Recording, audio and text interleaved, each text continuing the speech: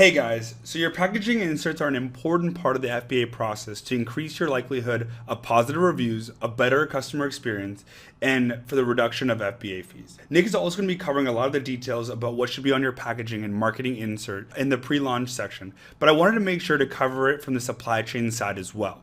First, you need to make sure to request a packaging template from your manufacturer. The template files are usually requested as an AI file that can be edited in Adobe Illustrator.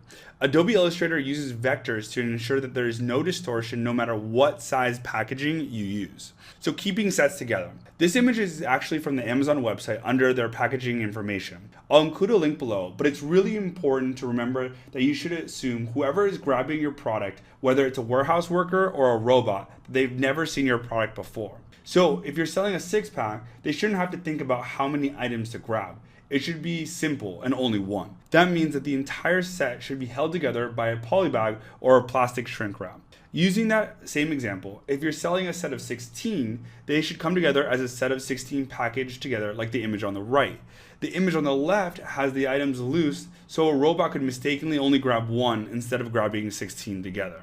So there's even more rules I wanted to highlight from Amazon's website around polybag. This is a super important one because it's commonly used as a form of packaging products together, like I mentioned before. So again, I've heard tons of stories of people not putting the appropriate warning labels on their polybags and then having issues with FBA later.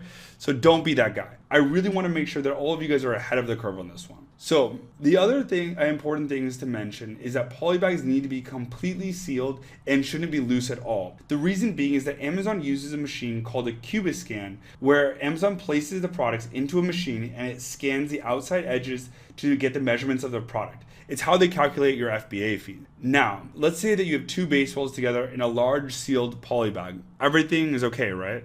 Well, not exactly. The Cubiscan will measure the outside edges of the polybag and charge you more FBA fees as if the products were way bigger than they actually are. That means you really want to confirm with your manufacturer to make sure that they vacuum seal or that they keep the polybags tightened with tape. It could end up saving you thousands of dollars in unnecessary FBA fees.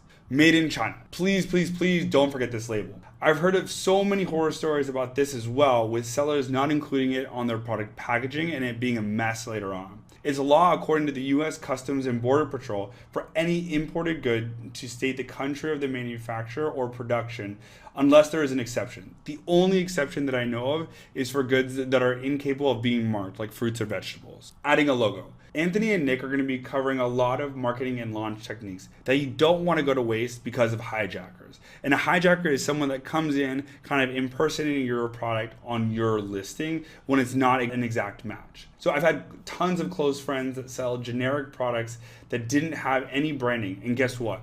It becomes really difficult to get other people off your listing if there isn't anything that can be differentiated in terms of packaging or branding. So this can be really simple, like adding a sticker onto your product with your logo, but just make sure that it's differentiated. And then reducing breakage. So reducing breakage is really important for two major reasons. One is that breakage creates a negative customer experience, which could lead to negative reviews. And then two, it's really expensive to replace a product. So you want to make sure that the product is ready to be shipped to the customer without breaking. If you have a breakable product, ensure that the manufacturer includes bubble wrap, thicker cardboard, or whatever you need to do to make sure that it can handle being shipped directly to the customer. And we'll cover this more in the inspection report, but tell them that you'll be including 5 drop tests as part of the inspection. A drop test is exactly what it sounds like, and the inspector will actually pick up the carton and then drop it 5 times, usually from about 30 inches high. And then they'll open the carton and see what happened to the items inside and report any breakage. And then now the UPC and FNSKU labels. So I know that Anthony already covered the labels briefly in the fundamentals, but I wanted to make sure that we cover them in terms of inventory placement as well. It's super, super important. So these are a little bit more advanced tactics, but will definitely help you as you scale. So for each item, it needs to have a unique identifier so that the warehouse employees know that they got the correct product, like we mentioned before. So those labels are either a UPC label or an FNSKU label. And you're supposed to have only one label that can be scanned on each product. So let's go over the benefits of each. So a UPC code is a generally accepted barcode that can be used on any other marketplaces, in retail stores, etc. The downside is that they're actually universal, and Amazon will place the inventory in what is called stickerless commingled inventory.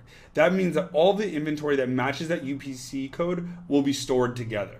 So if a hijacker orders products that are similar to yours, applies your UPC code, it will be difficult for Amazon to distinguish what you sent in and what the hijacker sent in. That means people can impersonate your goods, and it's going to be a mess to prove it.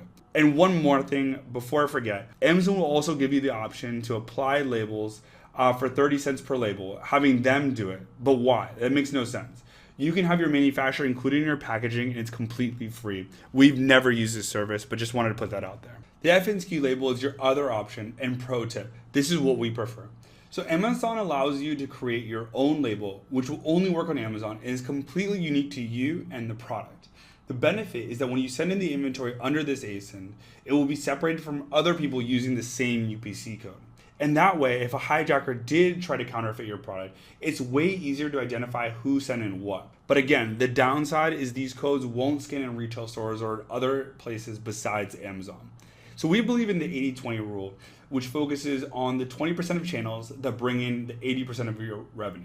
For most sellers, including us, that is Amazon. So I would highly, highly recommend focusing on building out your Amazon, using the FNSKU, and then don't worry about retail and having inventory with UPC codes applied until later down the line. Thanks.